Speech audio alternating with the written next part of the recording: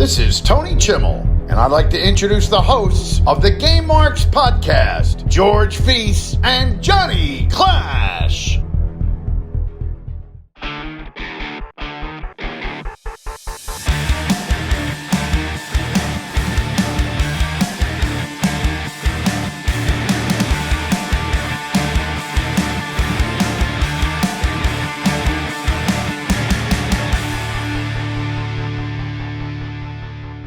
Welcome to the Game Marks podcast, where each and every week we break down the good, the bad, and the awesome of wrestling video games. I'm the man they call Johnny Clash. And I am George Feis, and today we are remastering one of our early episodes when we go back and do Saturday Night Slammasters.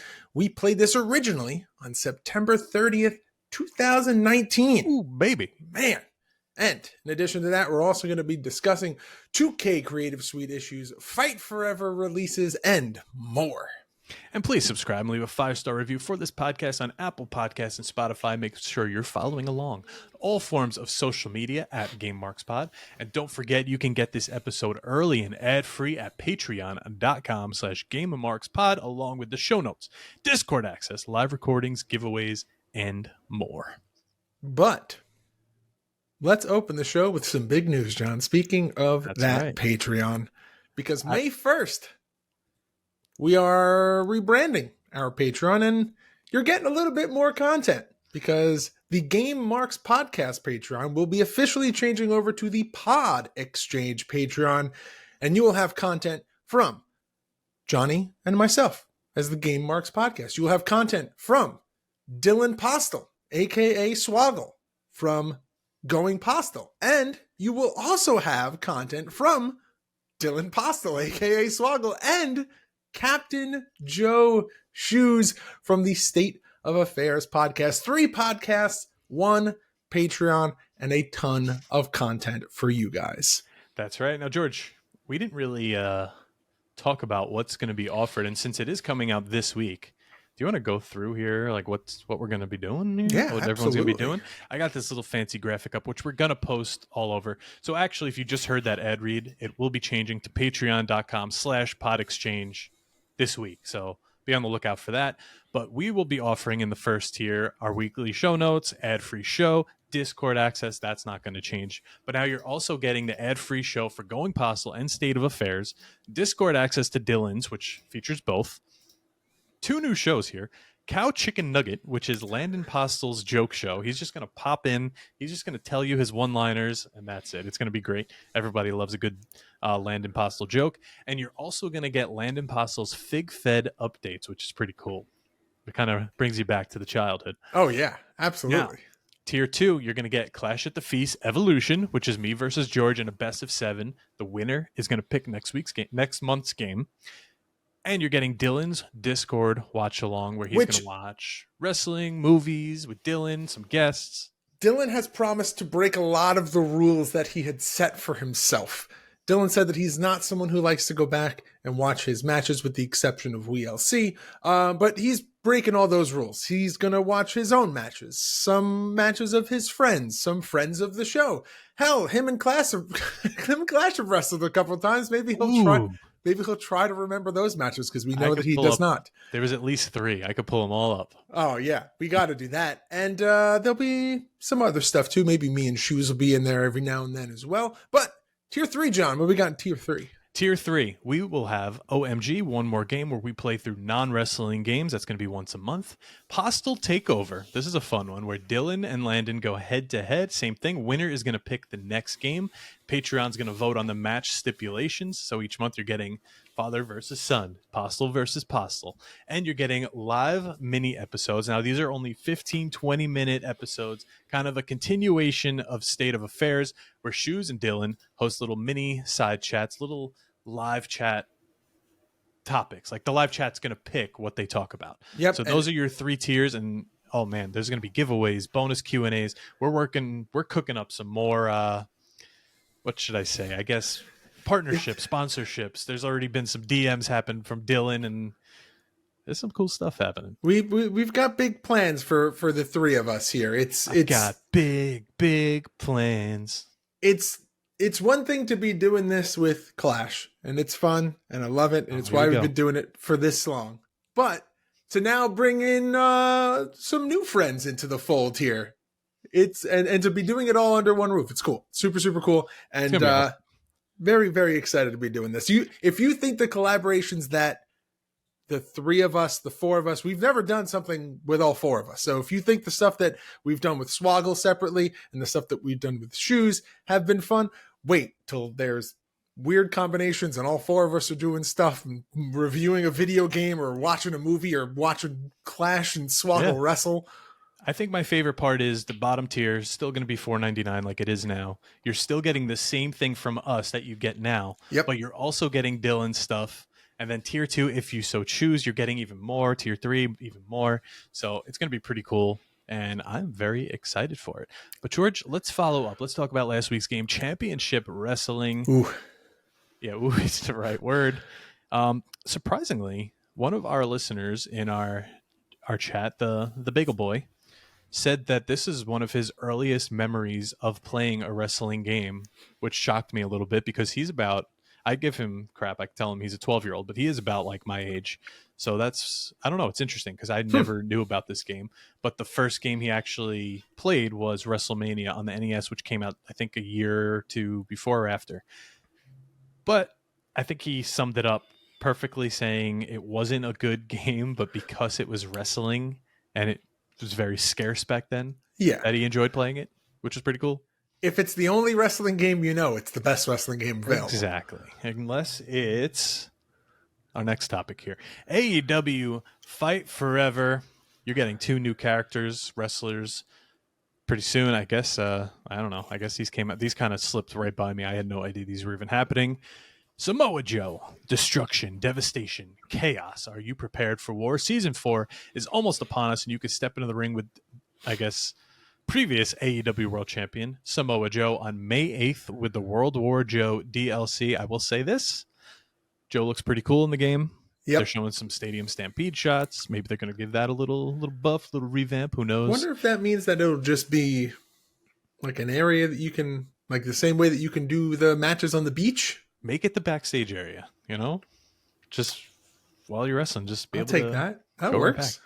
Jamie Hayter is here to go to war with AEW Fight Forever roster, and the Haters Gonna Game DLC pack also include 5 new pulse-pounding music tracks. Those just don't entice me. Purchase the Haters Gonna Game as a standalone DLC pack for only $4.99 or as part of the Season Pass 3 bundle for $16.99. That's just way too much. What do you think a fair price would be to get one wrestler? $2.99? One, like, are you getting... They're justifying with these 5 music tracks, but... I don't think music tracks do it. It's got to be more. The creative suite isn't robust enough for me to be pumped about having new tracks for wrestlers. Yeah. No. I don't know. $4.99? I'd pay $5 for a wrestler. All right, well, that's what it is. I mean, the season pass is what it is. I don't know. Because... So, like, to buy a Fortnite skin, it went up even more. It's like close to $20, I think, if not $20 or more. Yeah. But you're playing as that one person primarily. To load up a wrestling roster for $4.99 each is a lot, I think. See, that's the thing. If it was, I don't know. We've talked about this so much. I feel like we're just... Oh, yeah. We're beating a dead horse here. But not even that. Like, it almost feels like we're like a skipping record at this point, where it's just like... The way that they're choosing to do the DLC packs is just so strange. So, the only other game that I know that does something kind of like this is Tekken. Where Tekken kind of follows the old WWE style. Where it's... You can buy wrestlers, like you can buy characters individually, but there's packs and season passes. So you can buy them in any sort of way. You buy the deluxe edition, you get the season pass, which is every pack. Or you can just buy the packs individually and you get a couple of characters, some costumes or whatever. Or if you really just want one character, you just can buy the one character. And I think that may be why I don't mind it as much, because there's like, you kind of choose the level of what you want to do. Whereas like, it's just one's AEW Fight Forever and one's Tekken. Well, and also the fact that there's multiple season passes. Like Tekken does a season pass, and that's what you get for that game, and that game is out for however many years till they make the next one. This is season pass 3. Then there's going to be like, how many season passes are you going to do? And then do they eventually start retiring them? And then they're not think they know what the word season pass actually means, but it's okay. Let's move on here. Let's go into something a bit weird. What's the status? One of the greatest, I would say, if not the greatest. Would you say greatest? I think so. Creator in the creative suite of WWE 2K. Without a doubt, one of the most well-known. Yeah. Of the past few years, they posted, they removed my uploads, not me. No idea what I do next, as this is overall tedious and boring at this point. Appreciate the support regardless of what happens next, with a photo of a permanent online ban. It says, we were recently alerted that this account has been associated with inappropriate content. This is a violation of our end user license agreement, blah, blah, blah. Now, there's some things here. First of all, that sucks, because I know a lot of these creators for the Creative Suite put a lot into this. When this game drops, they have stuff out that night. It all looks flawless. Just before that, they put out an Asuka Creator Wrestler that looked insane. So the things you could do, the things they're capable of, but some of them like to play outside the lines a little bit, and I think that's where things get a little hairy. You know, you crack the game. I know last year there was some people taking stuff from, what's it called, My Faction, and putting it in the Creative Suite and uploading those. You know, I hate to sound like that guy, but that you literally accept an end user license agreement when you start the game. Every 2K game has it, and NBA has it. They all have it. That sucks. But I mean, you know? Yeah, it's a rough spot to be in, because the content that is there, I mean, we've talked about it last year. I think we may have mentioned it this year. The locked versions of characters in My Faction is annoying to an extent, especially when you're, you know, we've faced it a lot now that we're really diving into universe mode, and you want to have those multiple versions of characters so you can transition them into different, you know, like, you know, you're really booking a show here. And to know that, like, we'll say, I don't know, who's a good example that has like multiple versions? Like Triple H. Triple H has gone through so many different variations of his character, and he's evolved so much over the length of his career, that to only have one singular, or, you know, 2 or 3 singular versions available for regular play when there's another 10 that are locked just as faction cards, it's kind of frustrating. Yeah. Do we need 17 different versions of every character? No, but there's a happy medium somewhere in there where you can get both. I don't know. I'm just reading this. It's kind of what it says on the bottom here is, this ruling is final and ban appeals are not being accepted. Now, I know the big flip out here is there's literal like porn bots in the Creative Suite that aren't flagged, but yeah, like this stuff gets flagged. You have to think that there's been like warnings along the way, and this was just kind of the final straw. But yeah, it sucks. You put a lot of time, you put a lot of effort, you're known to the community, you do a lot to make this game what it is. Like, people look forward to following these creators, and as soon as the game drops, getting the Kenny Omega, like getting the people you don't have to create. Oh, absolutely.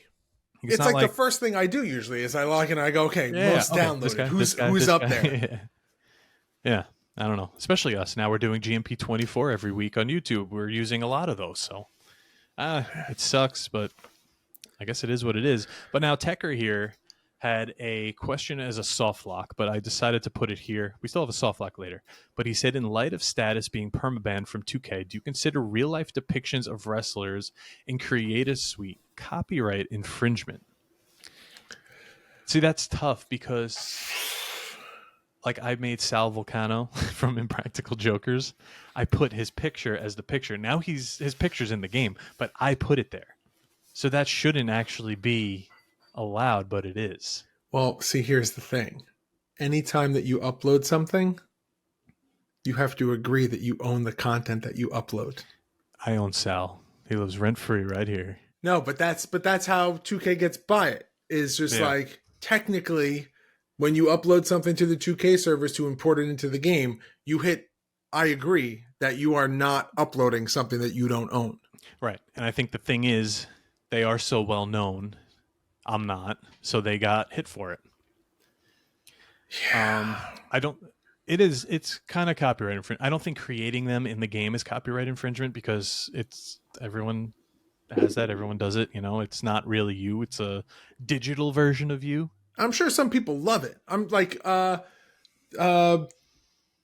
Ring of Honor Khan, that's his name? I don't know.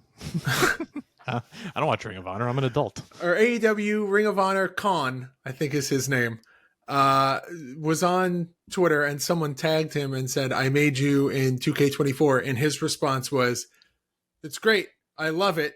I'm excited to play as myself, but you didn't get my abs right. Like that was his biggest complaint. And I was like, funny. See, that's funny. Like this is an active talent in AEW that is pumped to be in the 2K game because someone took the time to make them.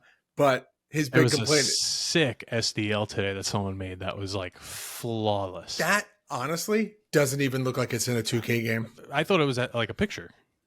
No, I thought it was like this is a 3D model for like another game. Could be. I mean, it's not, but it's 2K, but it looked like a picture. It honestly looked like a picture, which was cool. But I actually saw 2K. We all know about the Randy Orton lawsuit over his tattoos in 2K. LeBron went through the same thing, but his artist lost. So 2K was in favor in that one. Now, I don't know when you're a celebrity if you have to... I don't know. Do you have to like sign a waiver with your artist saying like this is now mine, or do you not? Like, what if I got in a game and they put my tattoos? Would my artist care? I don't know. Well, that's a question I'd love to ask him next time I see him. But you also have tattoos of stuff that is other people's IP. Only one. Don't you have a Warrior logo and like Kurt Cobain on your body? Yeah, Kurt Cobain. That's the one. The other one is about to be covered up probably or removed, and it's also on a foot where you can't see it. So, yeah, it's that. You do some things when you're young, No, listen. It is what it is, but just like it's such a weird thing to think like you could get a tattoo as a tribute to something that is meaningful to you. And if you hit a certain level of success, like that could come back to bite you. Listen, there's a guy in our recording chat right now that has the logo for this podcast tattooed on their forearm. And you know what we said? That is awesome. Like, we would never be like, thank you. That is the sickest thing. That's amazing. Yeah. Like if he were to get in a video game, I would say that is pretty damn cool. I would not have. Oh yeah, absolutely. It's just weird. It's all weird. It's all a fine line. I don't really want to talk about it anymore. Let's just get what's the status free and making cause again if they so choose to do so. Agreed. But are you ready to dive back into this game? This is the real reason we're here, not to talk about the other stuff. Are you ready to dive back into this game we played back in 2019 at the start of this podcast? Are you ready to remaster Saturday Night Slam Masters? Let's go.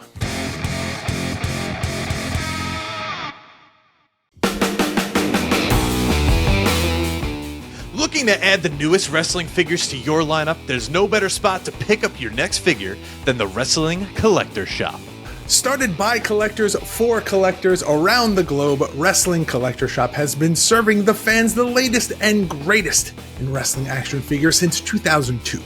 So the next time you're looking for the newest wrestling collectible to add to your collection, make sure to go to WrestlingCollectorShop.com and use code GameMarks to save yourself 10% on your order. That's 10% off your order with code GameMarks at WrestlingCollectorShop.com.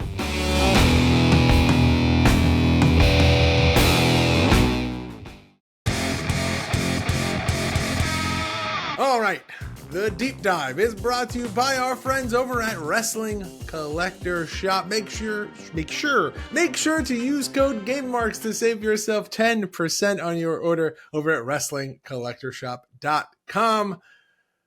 John, before we get into the deep dive, we got to talk about something that we're going to start doing again. Very, very excited. Very, very happy to be doing this partnership with Wrestling Collector Shop. Let's talk giveaways. Oh, baby. Last week we gave away an elite top talent Cody Rhodes figure just by reposting, whatever the hell X calls it now, our pinned post, which you'll see there when you go straight to our account at GameMarksPod. All you have to do was follow us, retweet, and you won that Cody Rhodes. This week's giveaway is this right here. This 2024 Elite SummerSlam X-Pac. So find that pin post on X, Twitter, whatever you want to call it. Give us a follow, give us a repost, and you could win. And we want to thank Wrestling Collector Shop for doing this. Absolutely. All right, Saturday Night Slam Masters, originally released July 13th of 1993 for the arcade, Sega Genesis, Super Nintendo, the FM Towns. Oh. Now, I do not know what the FM Towns is, but apparently it is a Japanese personal computer built by Fujitsu from February of 1989 into the summer of 1997. It is just another PC-based gaming console. It looks like a PS1. It looks like what they did for the Slim. Yeah. It's very, very interesting. Weird thing, yeah. Yeah. Saturday Night Slam Masters, developed by Capcom, published by Capcom, and other games in the wrestling universe in 1993. You've got All Japan. I can't talk George, today. are you okay?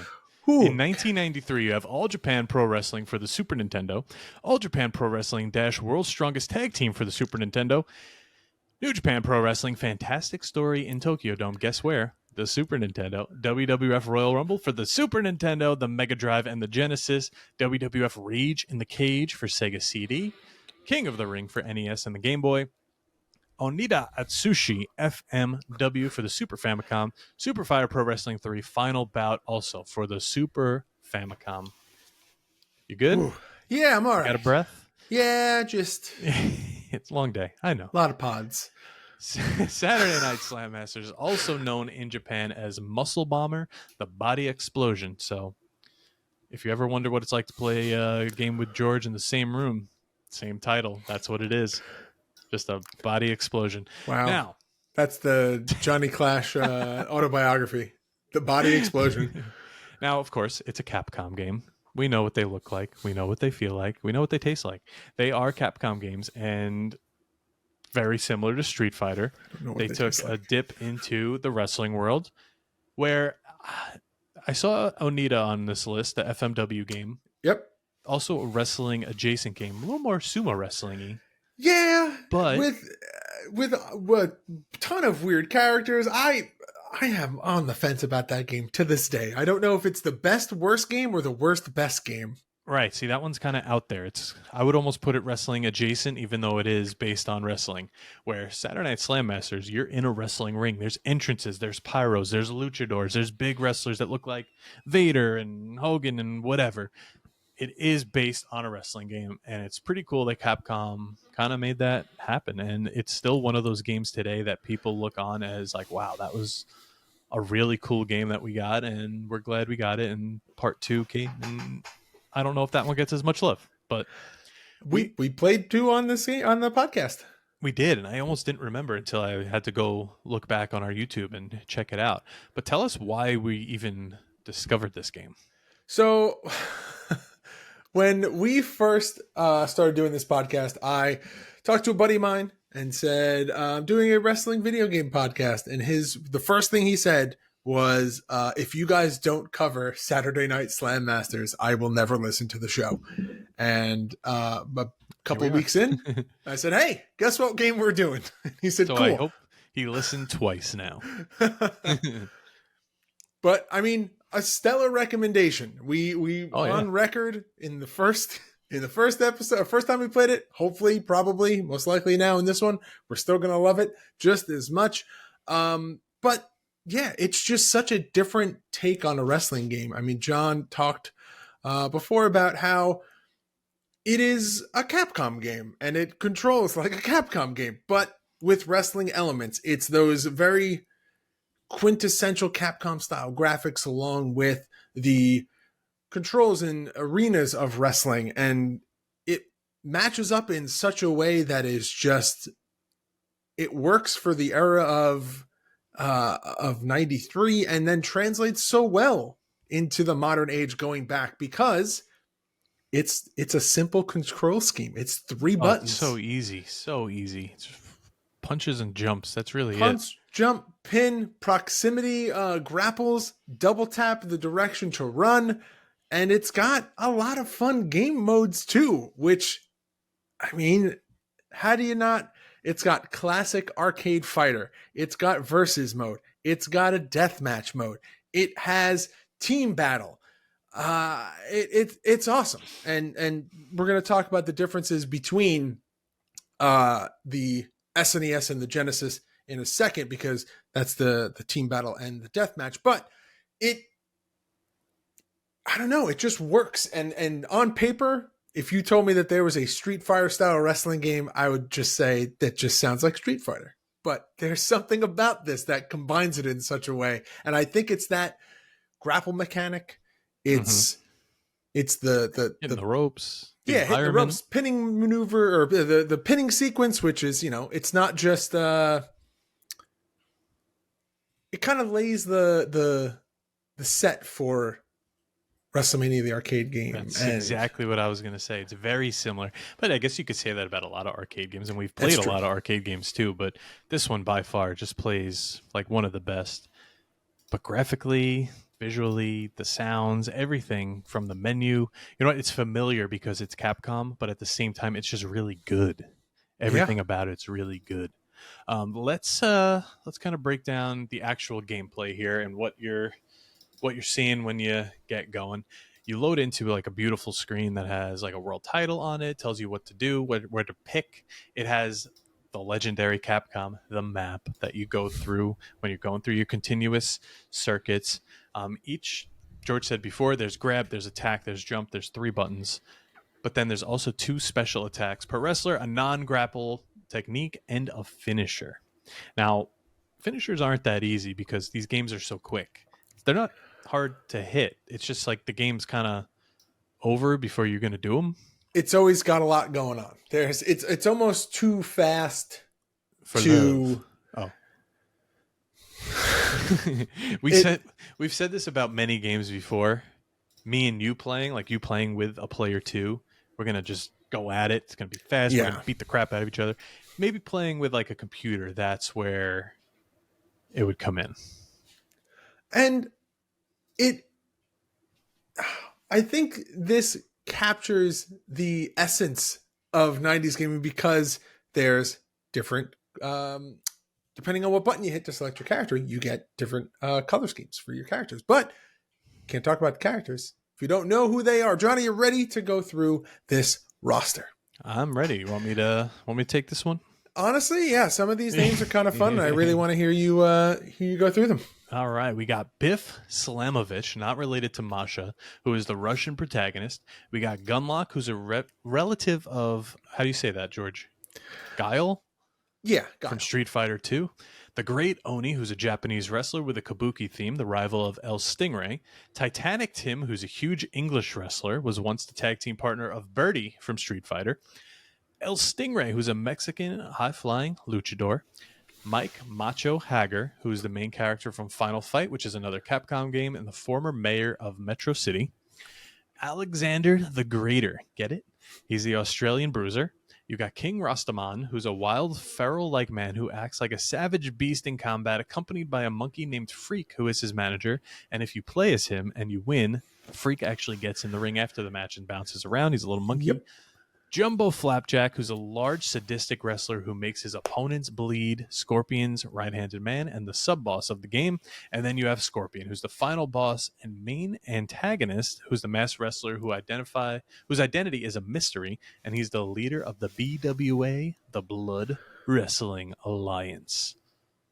Damn. So, pretty cool roster. I like that they're going all throughout Capcom here. They're weaving in and out. They're picking guys from other games. And yeah, it's pretty damn cool. And they got the wrestling stuff in there too. You got your luchadors. There was, I don't remember which one it was. One looked like Vader, like almost exactly with the big mastodon thing and everything. It's Jumbo Flapjack. That makes a lot of sense. Does look like a boss. It's just a lot of fun. It's a lot of fun to get like engulfed in, I guess, all the lore. Oh no, sorry. Vader was Alex the Greater. Oh, okay. Okay. Yeah, that's pretty cool. But why don't we take a quick little break here, and we're going to go through the artwork, the art style, and all the above.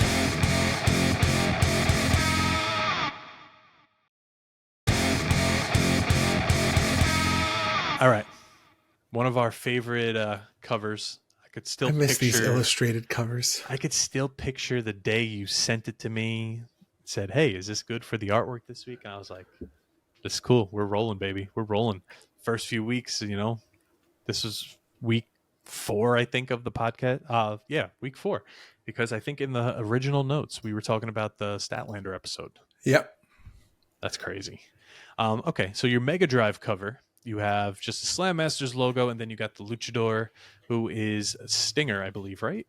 That looks like Stinger with King Rastaman yes. on his shoulders. Yes, that is Stinger with Rastaman, and then I believe on the SNES cover, that is Scorpion. Scorpion is the third man. El Stingray? Oh, is it Stingray? I don't know. No, I thought it was the final boss is who's... Yeah, you could be right here. Let me look. Maybe. Yep, you're right. Okay. That is Scorpion, but he's off to the side. So it's the same cover as the Mega Drive, but since you're now landscape rather than portrait.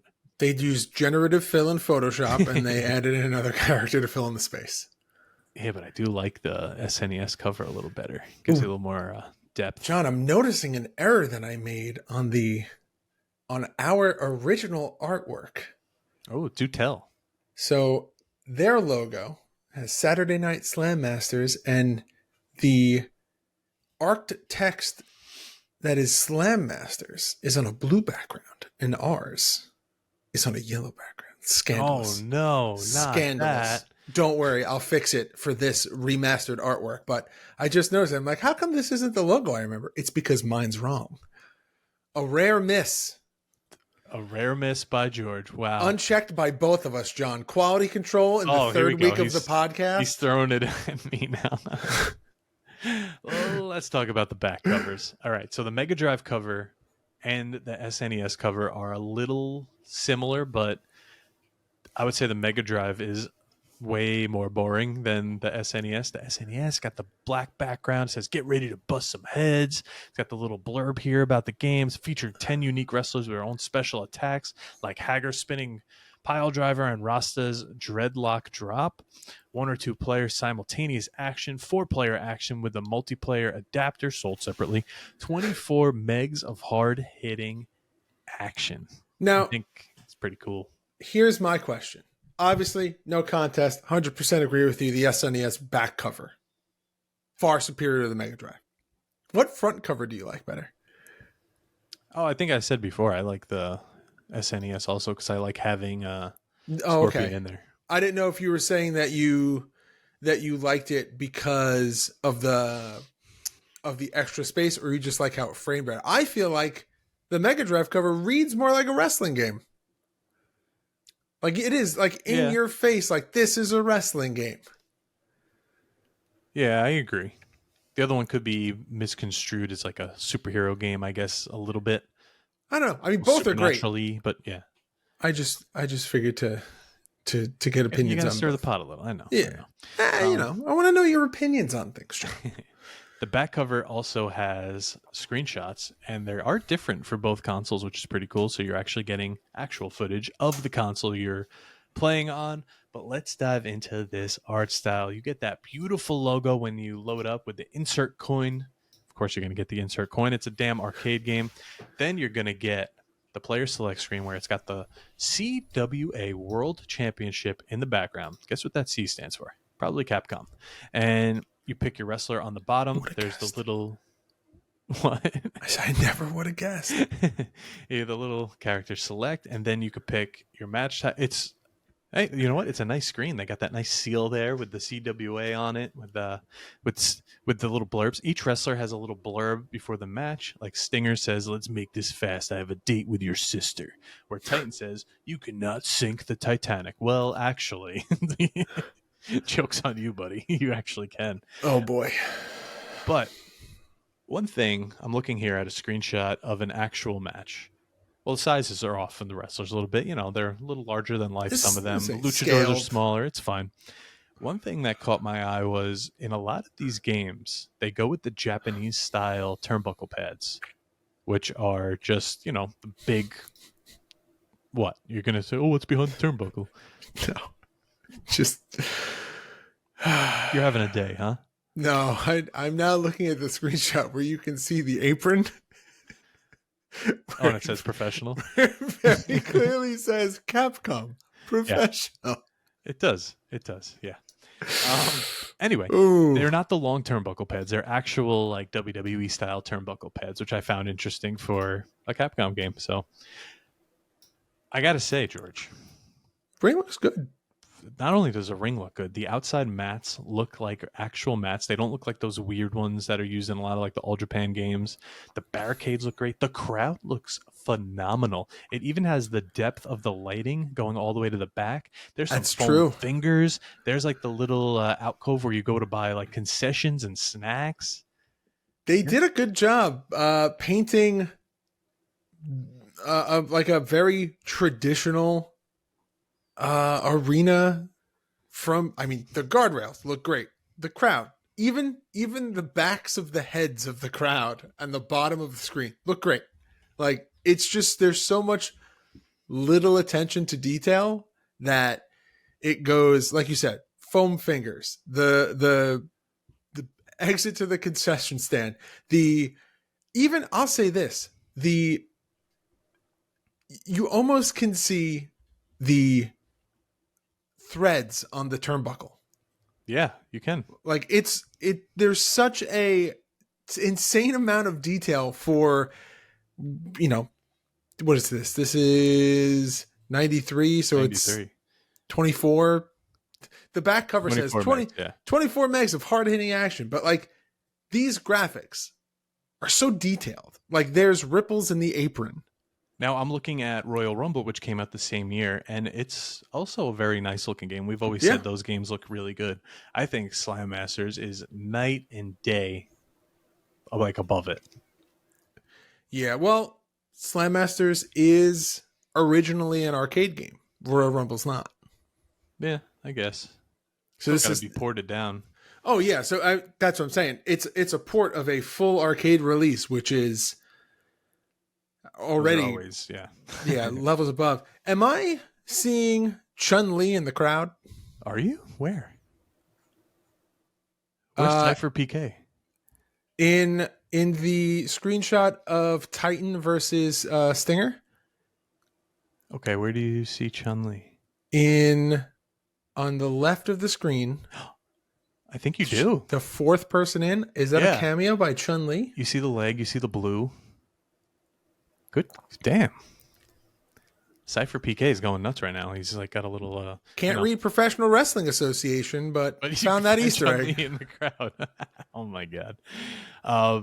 Anyway, this is a just flawless looking game from start to finish. Now this is a little bit of a The HUD up top is a little big.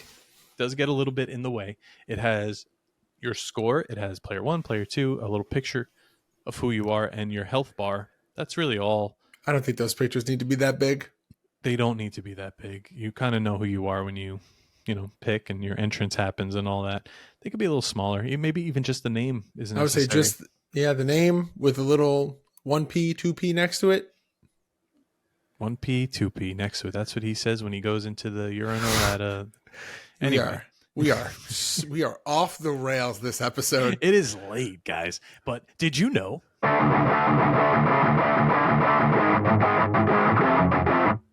Did you know characters from Saturday Night Slam Masters have made cameo appearances in other Capcom games, such as Mike Haggar appearing in Marvel vs. Capcom?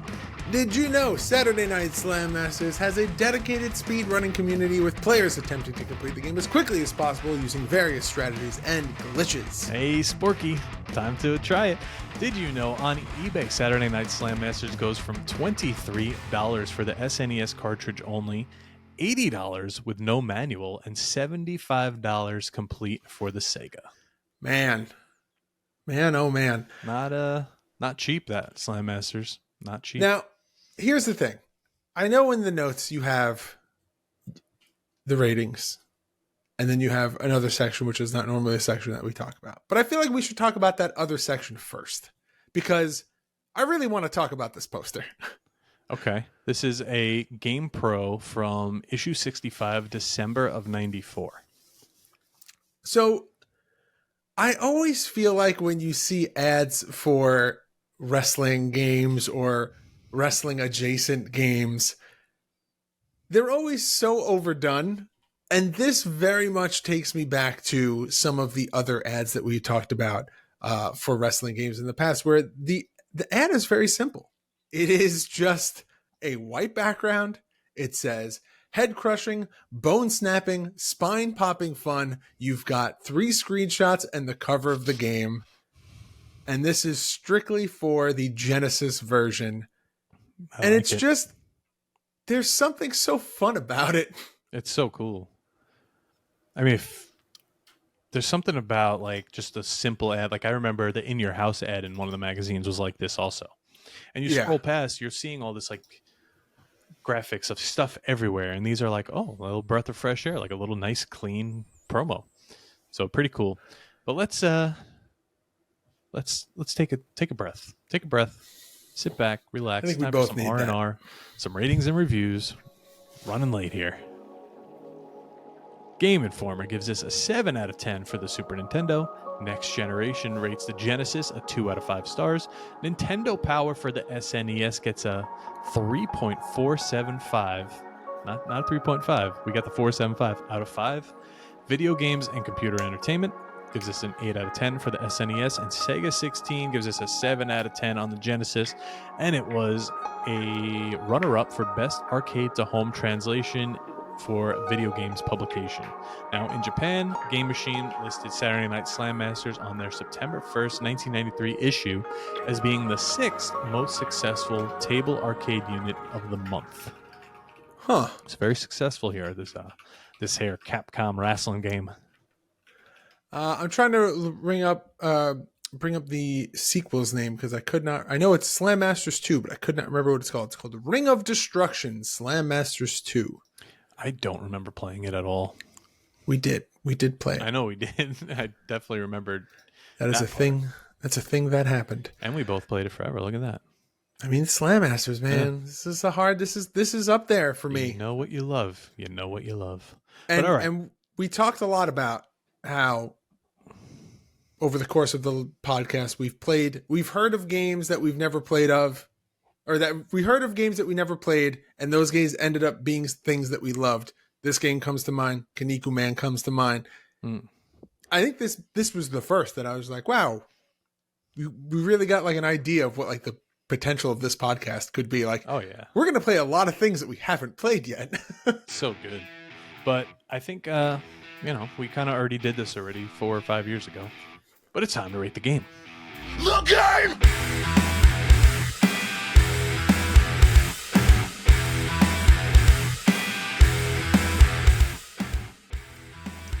All right, so we just mentioned what Saturday Night Slam Masters 2 got, but Saturday Night Slam Masters Uno also got a double play it forever from you boys. George, are you sticking with it? Absolutely. Okay. No, need for the big, reveal here. We've been just gushing about this game the entire time. How much we liked it, everything about the graphics, the presentation, the marketing, like everything about this game. It's what a home port of an arcade game should be. Like this is the dream for home consoles. Is I had this game that I love to play in arcades, and now they're making a home version of it. And you hope it's as good, and then it is. Yeah. It's a 10 out of 10. I agree. I'm keeping my rating of play it forever. That's just the way to go. This is a great game, and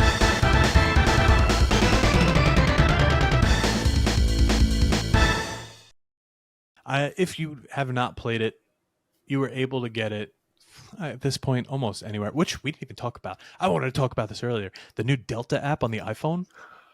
I already beat the Elite Four. It only took 3 days. You can play it on that. Johnny Clash, big Pokemon guy. Oh my God, I'm ripping through it. I'm surprised you didn't start with red and blue. Hell no, silver. You get red and blue in there. All right, fair point. You go to Kanto after you beat Johto. Anyway. Just saying, you could play Slime Masters on that if you'd like. And that was also a question Justin Summers wanted us to talk more about emulators. I think we could save that for a later date. We've done enough emulator talk on this podcast, but yeah, we definitely use them to our advantage whenever possible. But with that, John, are you ready to get into this week's Soft Lock? Let's go.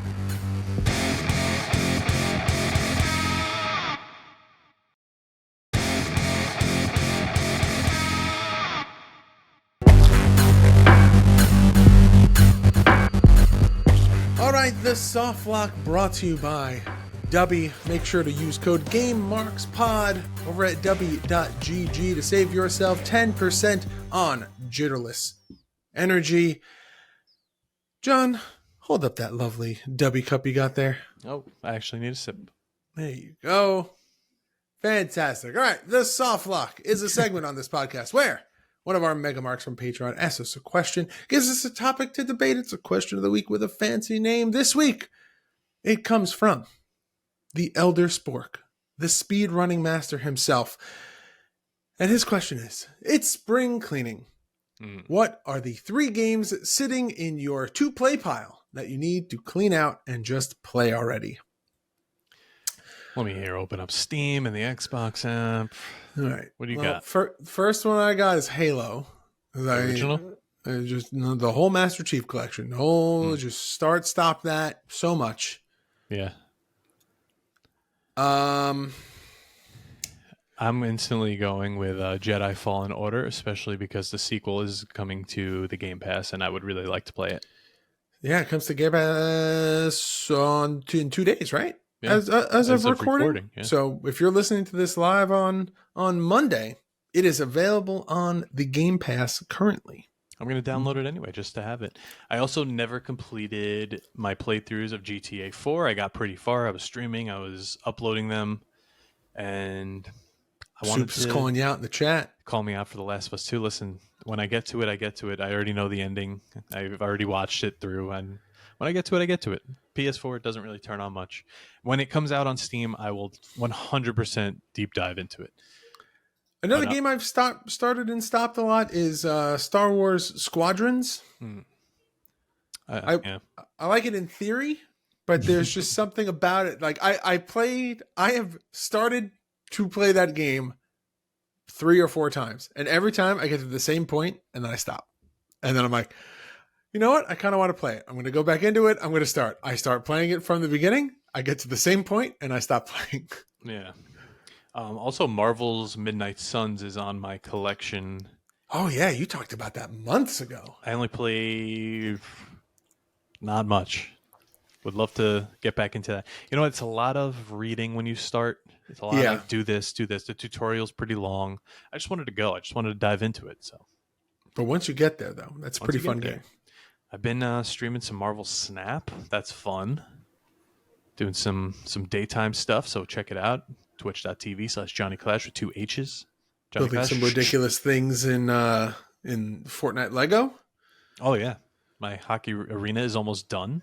Oh, look at you go! Won't even be able to play hockey, but it's just there. So stay tuned for the season 27 of GMP 24, where suddenly we're transported into Lego Fortnite and have to have wrestling matches in Lego Fortnite.